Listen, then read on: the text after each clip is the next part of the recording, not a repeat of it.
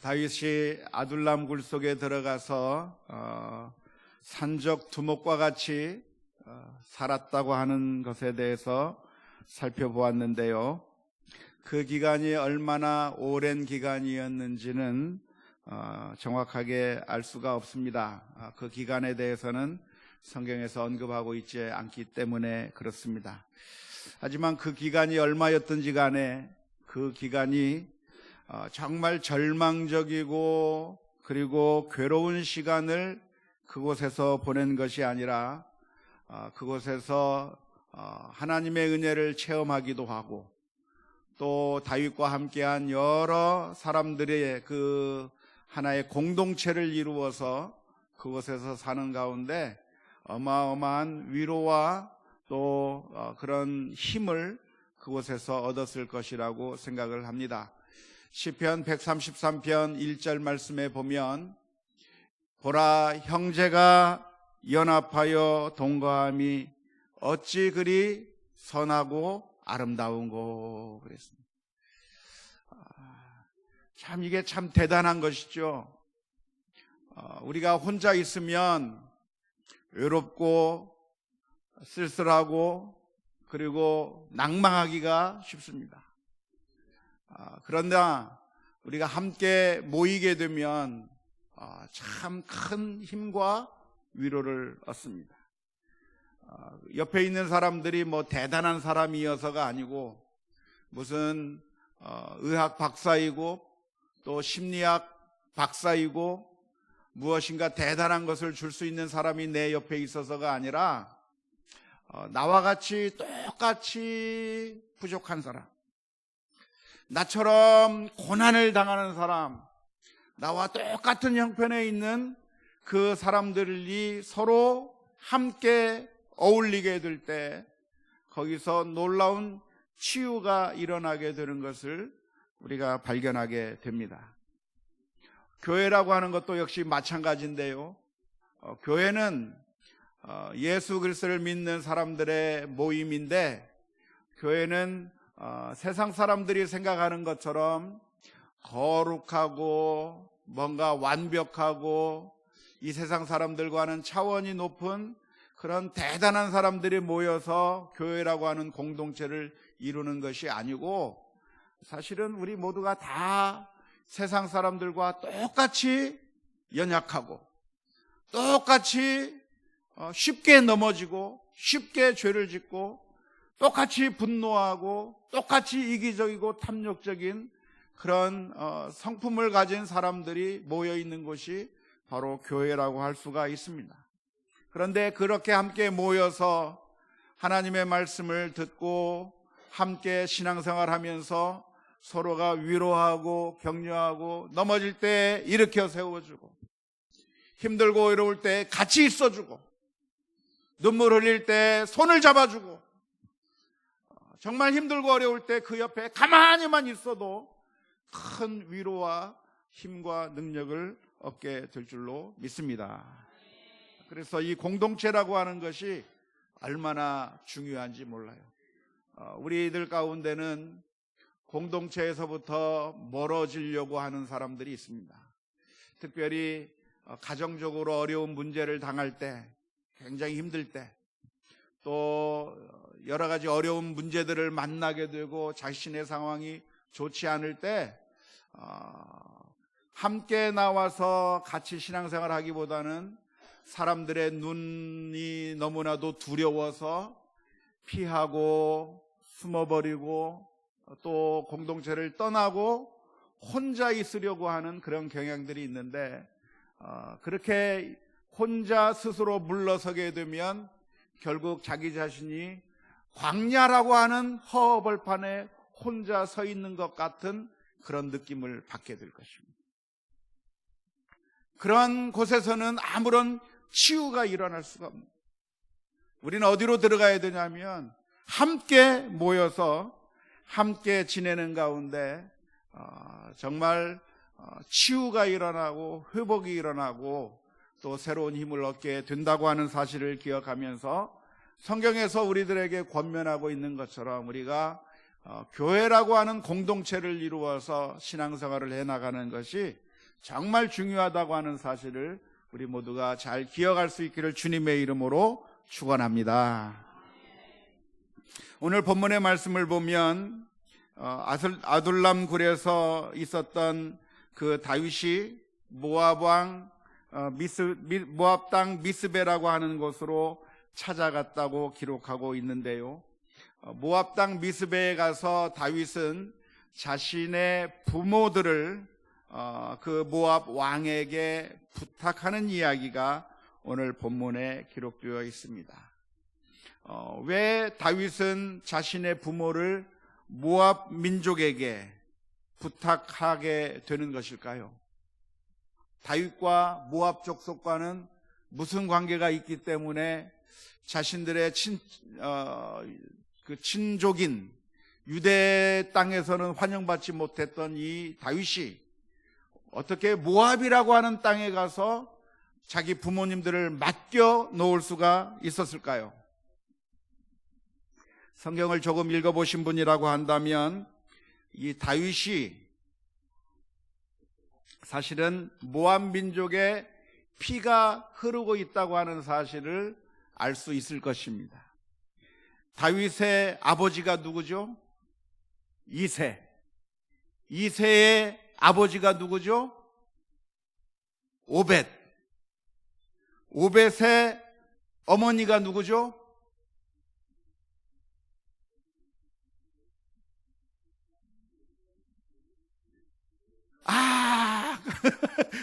근접했는데 나오미는 할머니고요. 룻입니다.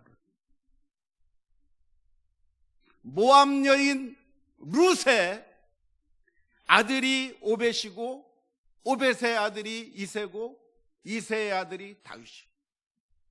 그러니까 다윗이 유대인이긴 하지만 그 다윗의 몸속에 모압의 피가 흐르고 있는 모압 사람. 그래서 그랬는지는 모르겠지만 다윗은 자기 증조 할머니라고 할 수 있나요?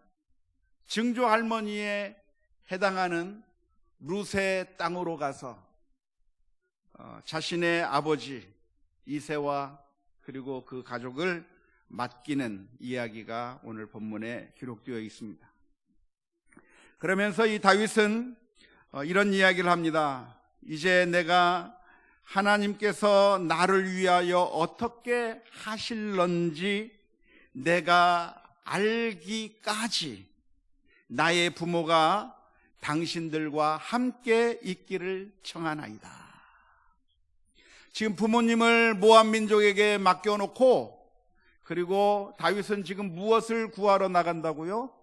하나님의 뜻이 무엇인가를 발견하기 위해서 그 구도의 길을 걸어가겠다고 이야기하는 겁니다.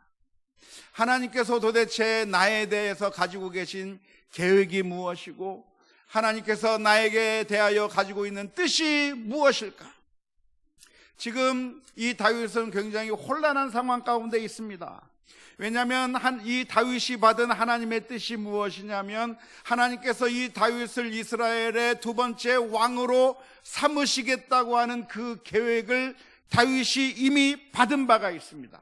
그런데 그 하나님의 계획과는 정반대로 다윗이 왕의 길로 가는 것이 아니라 지금은 산적두목과 같은 그런 상황 가운데서 피난자요 도망자요 그렇게 쫓겨다니는 인생을 살아가고 있는 이 상황 가운데서 도대체 하나님께서 나를 위해서 어떤 길로 내 길을 인도해 주실는지, 하나님께서 과연 그 옛날에 해주셨 기름을 부으시면서 약속해 주셨던 그 약속이 과연 언제 이루어질 것인지, 과연 하나님께서 내 인생을 향해서 어떤 길을 펼쳐나갈 것인지 내가 그것을 알고 싶은데, 그것을 알 때까지 우리 부모님을 당신에게 맡겨놓겠다고 이야기하고 있는 것입니다.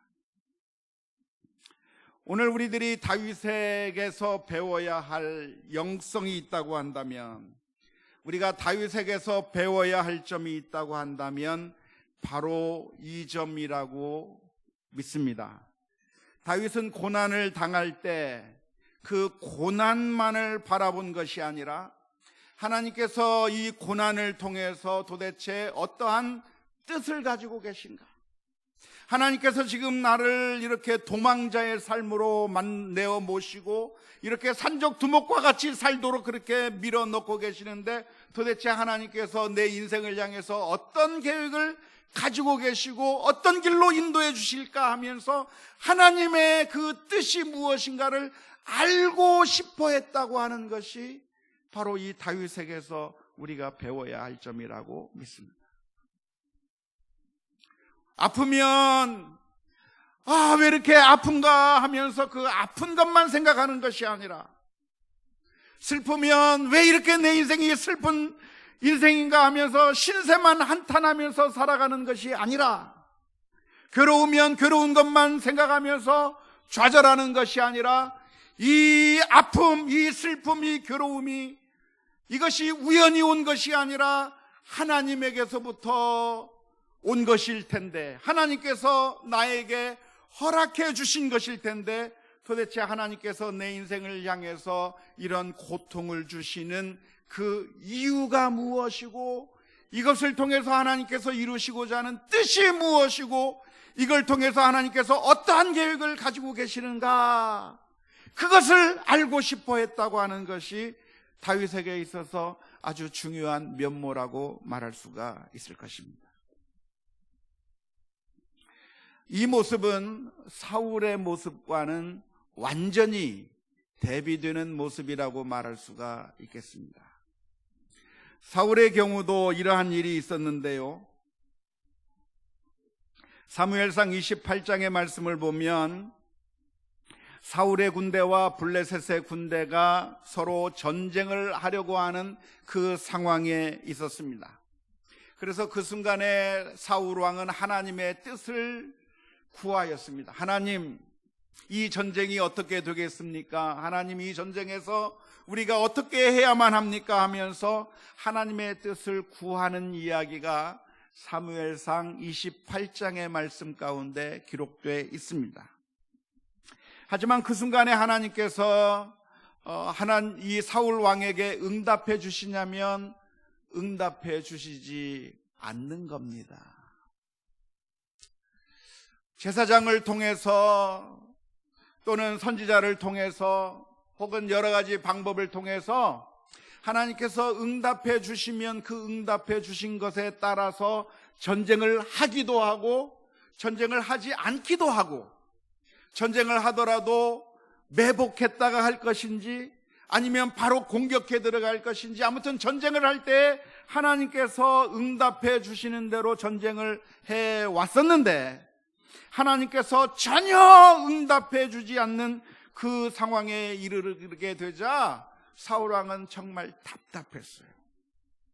왜 하나님께서 전혀 응답해 주시지 않는가? 꿈을 통해서도 응답해 주시지 않고, 우림과 둠밈이라고 하는 것을 통해서도 응답해 주시지 않고, 전혀 하나님의 뜻을 보여주지 않는 그런 상황에 이르는 적이 있었는데요, 어쩌면 이 사울 왕의 상황이 오늘 우리 본문에서 읽은 다윗의 상황과 아주 비슷하다고 할 수 있을 것이에요. 다윗도 지금 아주 고난 가운데 처해 있으면서 하나님께서 왜 나를 이 고난 가운데 집어넣는지 하나님의 뜻이 궁금했던 것과 마찬가지로, 이 사울 왕은 지금 전쟁에 앞서서 지금 전쟁을 해야 되는데 왜 하나님께서 아무런 응답을 해주시지 않는지 답답한 그 상황이 어쩌면 다윗의 상황과 비슷할 것이라고 생각을 합니다. 그런데 그때 사울이 했던 일이 무엇이냐면, 너무나도 조급한 나머지 누구에게 찾아갔습니까? 신접한 여인에게 찾아간 거예요. 신접한 여인에게 찾아가서 하나님의 뜻이 무엇인지를 알기를 원했고, 죽은 사무엘을 불러내어서 그 죽은 사무엘을 통해서 하나님의 뜻을 알고 싶어 했다고 하는 이야기가 사무엘상 28장의 말씀 가운데 있습니다. 표면적으로 보면 다윗도 하나님의 뜻을 알고 싶어 했고, 사울도 하나님의 뜻을 알고 싶어 했던 것으로 표면적으로는 비슷하지만, 그러나 그 마음의 태도는 완전히 달랐다고 생각이 되는데요. 사울은 하나님께서 응답해 주시지 않고 하나님께서 뜻을 알려주시지 않아도 기어이 내가 그 뜻을 알아내겠다고 하는 그 마음으로 결국은 신접한 여인에게까지 찾아가서 초혼을 해서 사무엘의 영을 불러 일으키는 그런 일을 하는 것인데, 결국 이 사울의 마음 가운데는 그 목적이 무엇이냐면, 빨리 내가 하나님의 뜻을 알아내서 내가 이 전쟁에서 승리하겠다고 하는 그 목적입니다. 빨리 하나님 대답 좀 해주세요. 지금 전쟁하는데 지금 급해 죽겠는데 왜 침묵하고 있습니까? 빨리 하나님 응답해달라고 하나님을 다그치는 것이죠.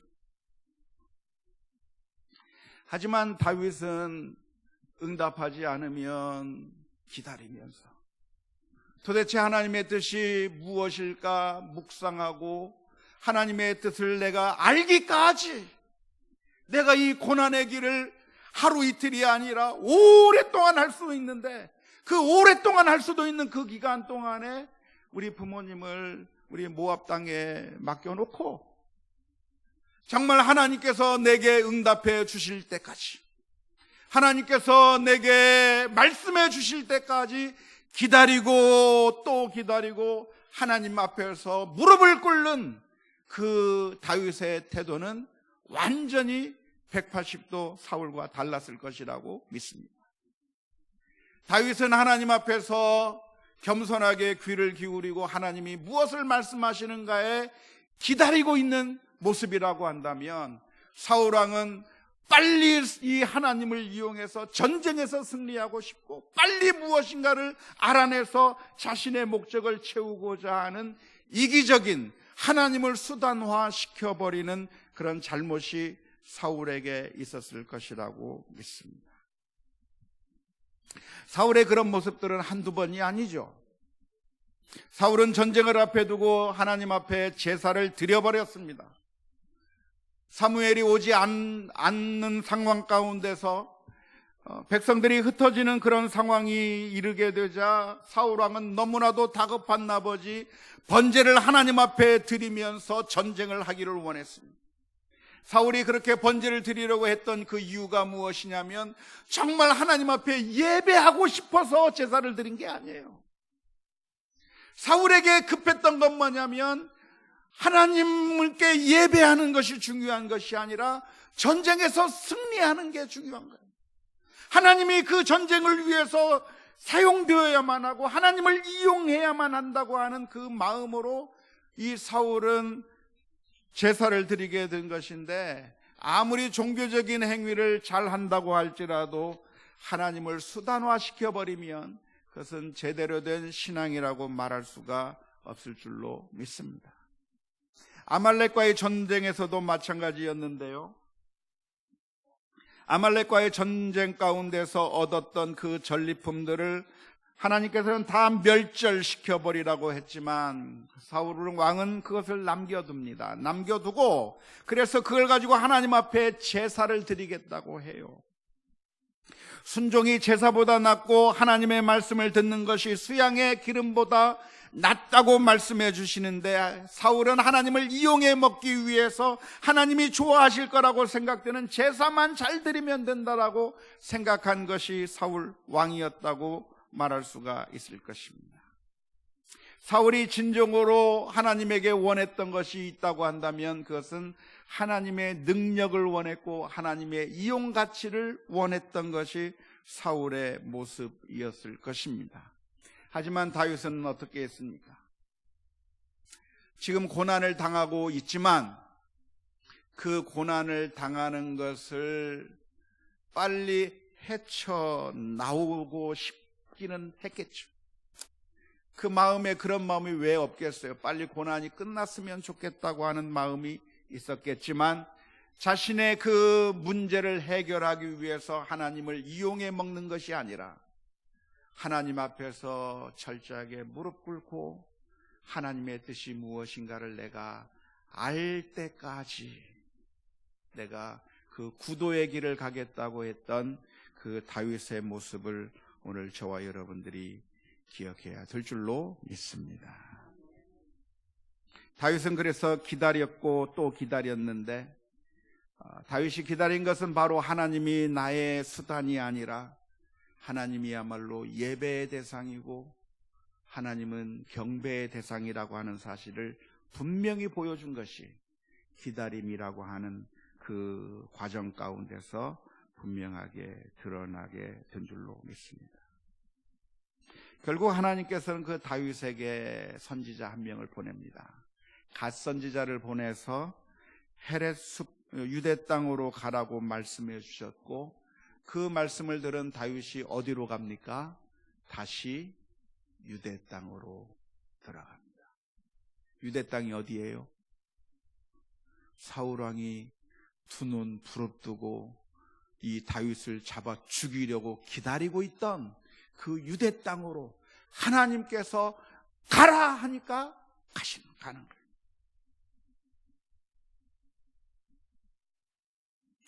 사랑하는 성도 여러분, 하나님이 저와 여러분들에게 어떠한 분이십니까? 하나님은 우리가 이용해 먹을 수 있는 편리한 수단이 아니라 하나님은 하나님이시고 우리가 예배해야 될 대상이고 경배를 해야 할 대상이라고 하는 사실을 기억할 수 있기를 주님의 이름으로 축원합니다. 하나님이 우리의 뜻에 따라 움직여야만 하는 것이 아니라 우리가 하나님의 뜻에 따라 움직여야 한다고 하는 사실을 기억해야 돼요.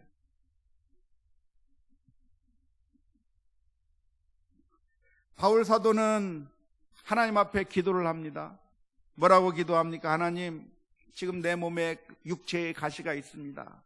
이것은 사탄의 가시와 같아서 나를 너무나도 괴롭게 하는데 이 가시를 좀 없애주십시오. 하나님 앞에 간절하게 기도했지만 하나님께서 그 기도의 제목을 들어주셨습니까? 안 들어주셨습니까? 안 들어주셨습니다. 그때 이 바울 사도가 하나님께서 들어주시지 않는 그것을 묵상하는 가운데 하나님의 뜻을 발견하게 되는데요, 하나님의 뜻이 무엇이죠? 내 은혜가 내게 족하도다.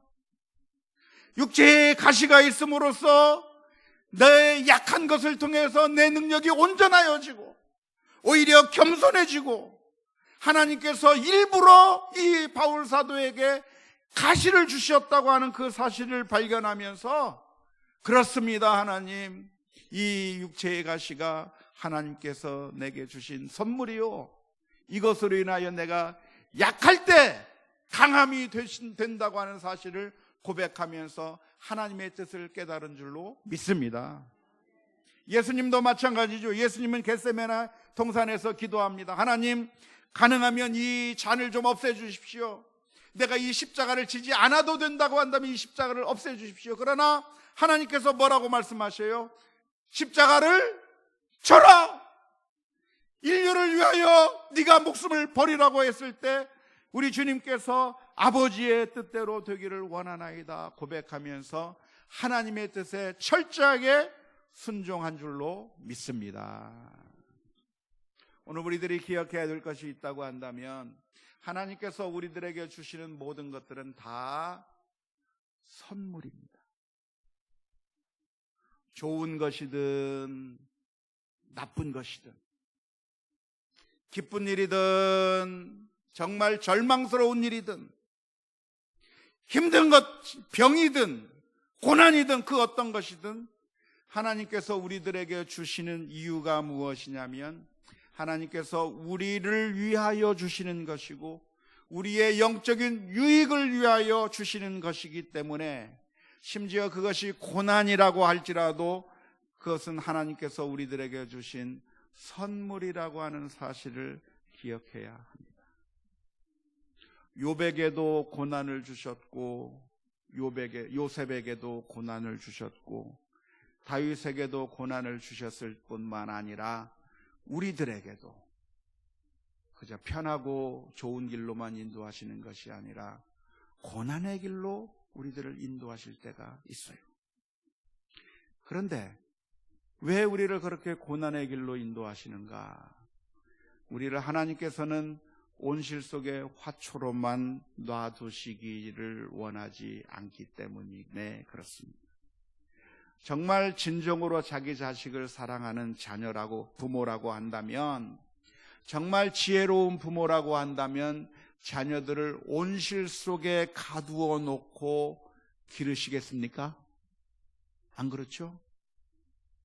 늘 두 손으로 안고 늘 밥을 퍼먹이면서 늘 옷을 입혀주고 늘 씻겨주고 아무것도 지 손으로 하지 못하게 그냥 부모가 다 해주겠습니까? 그렇게 하는 것이 아니라 정말 진정으로 자녀를 사랑하는 부모라고 한다면 우리 자녀를 온실 속에 놔두는 것이 아니라 고난의 현장으로 집어넣는 것처럼 사랑하시는 우리 하나님께서도 우리들에게 고난이라고 하는 선물을 주신다고 하는 사실을 기억해야 될 줄로 믿습니다. 그래서 고난을 당할 때 우리가 그 순간에 깊이 묵상해야 될 것이 있다고 한다면 하나님께서는 왜 나에게 무슨 목적을 가지고 이런 고난을 겪도록 만들어 주시는가 하고 깊이 묵상해야 될 줄로 믿습니다. 그래서 하나님의 뜻을 거기서 발견해야 돼요. 그냥 이 질병을 없애주세요, 이 고난을 없애주세요, 그냥 병에서 낫는 것, 고난이 없어지는 거지, 그것만이 능사가 아니라 도대체 하나님께서 나에게 이 질병을 주셨다고 한다면 왜 이런 질병을 나에게 주셨는지, 고난을 주셨다고 한다면 나에게 왜 이런 고난을 주셨는지, 하나님께서 이 고난을 통해서 내가 무엇을 깨닫게 하기를 원하시는지 하나님의 뜻을 깊이 묵상해야 될 줄로 믿습니다. 대체로 하나님의 뜻은 어떻게 나타나는가?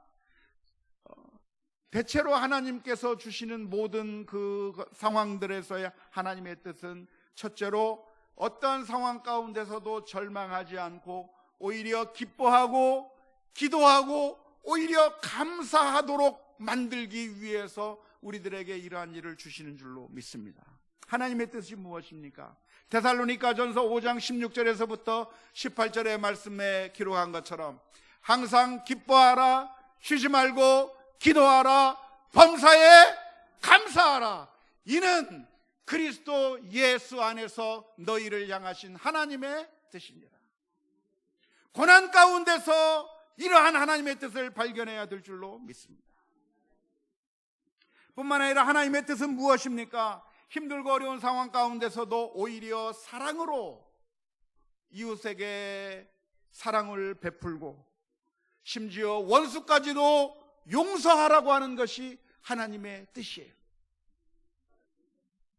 로마서 12장 1절 2절 말씀, 그러므로 형제들아 내가 하나님의 모든 자비하심으로 너희를 권하노니 너희 몸을 하나님이 기뻐하시는 거룩한 산 제물로 드리라. 이는 너희가 드릴 영적 예배니라. 너희는 이 세대를 본받지 말고 오직 마음을 새롭게 함으로 변화를 받아 하나님의 선하시고 기뻐하시고 온전하신 뜻이 무엇인지 분별하도록 하라.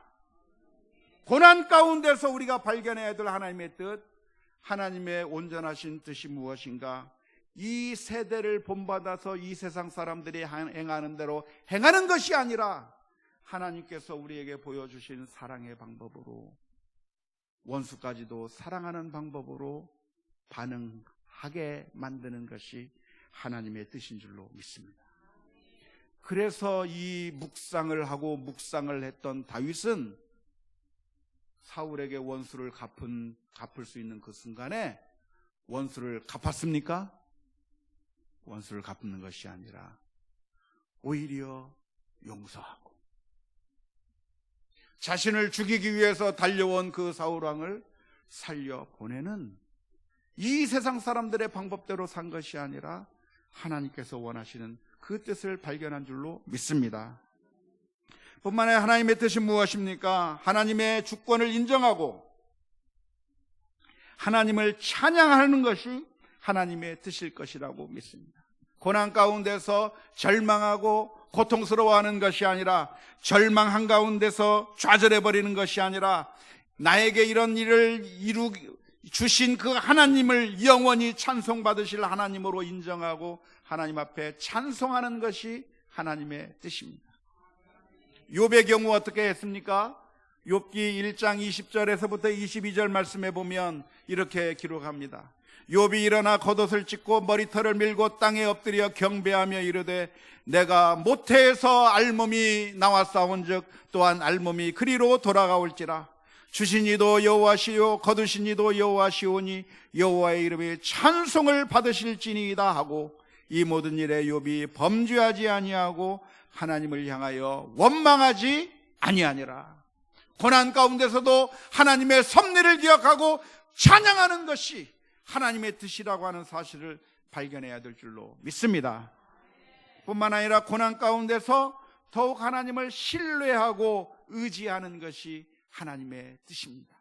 시편 56편 2절에서부터 4절 말씀을 보면, 내 원수가 종일 나를 삼키려 하며 나를 교만하게 치는 자들이 많사오니 내가 두려워하는 날에는 내가 주를 의지하리이다.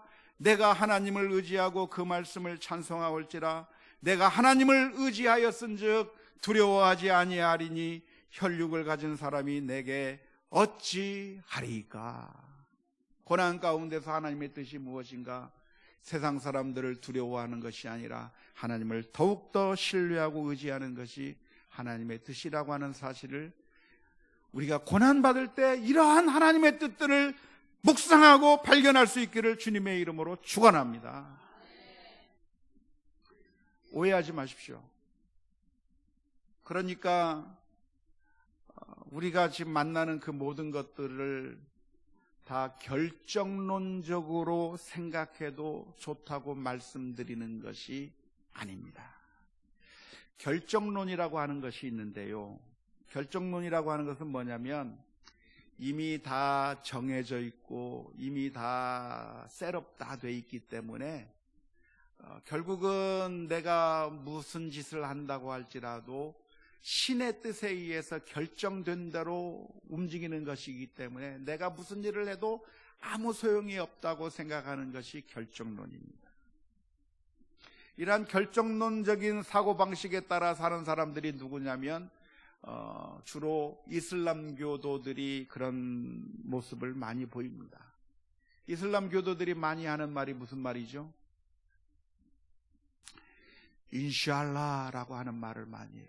인샬라. 그 말의 뜻이 뭐예요? 알라의 뜻이라면 알라의 뜻이다라고 하는 뜻이에요. 그러면서 모든 것이 다 알라의 뜻, 우리 기독교식으로 말하자면 모든 것이 다 하나님의 뜻, 모든 것이 다 하나님의 뜻이라고 말하면서 아무런 노력을 하지 않는 것이 결정론의 모습입니다. 그러니까 거지로 살아가도, 내가 거지로 살아가는 것은 하나님의 뜻이 나를 거지로 살아가게 만들었으니까 나는 거지로 살아가는 거다고 말하면서 그냥 빌어먹고 사는 겁니다. 약속 시간을 해놨는데 약속 시간에 늦습니다. 늦게 옵니다. 늦게 와놓고 하는 말이 인샬라, 알라의 뜻으로 내가 이렇게 늦게 왔다라고 뻔뻔하게 이야기를 하는 것이 그런 결정론의 사고방식을 가진 사람들이 사는 사람들의 모습입니다.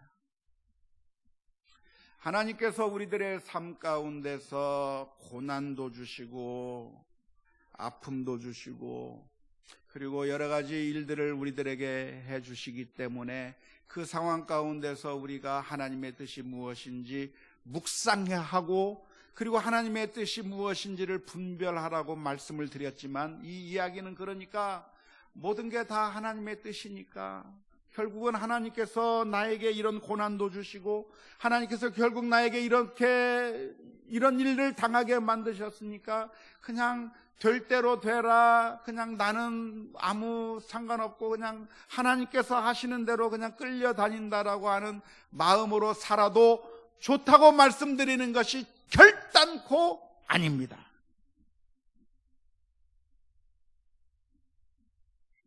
우리는 최선의 노력을 다해야 합니다.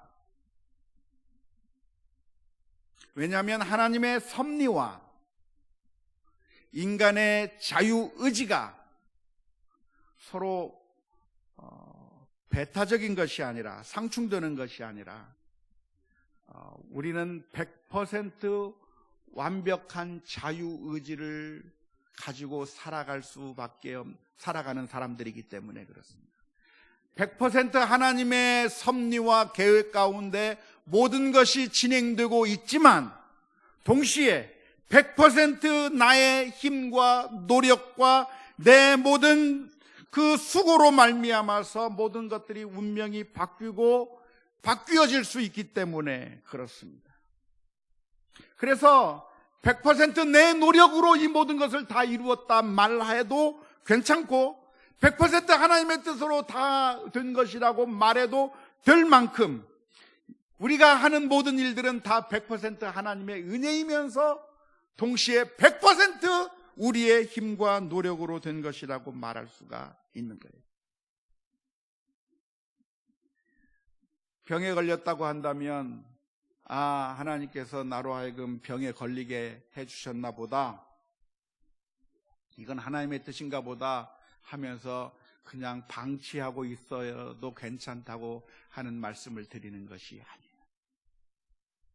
우리는 치료받기 위하여, 낫기 위하여 약도 먹어야 되고 의사의 치료를 받아야도 하고 열심히 노력하고 건강해지기 위해서 운동도 열심히 하고 음식도 가려 먹으면서 최대한의 노력을 해 나갈 때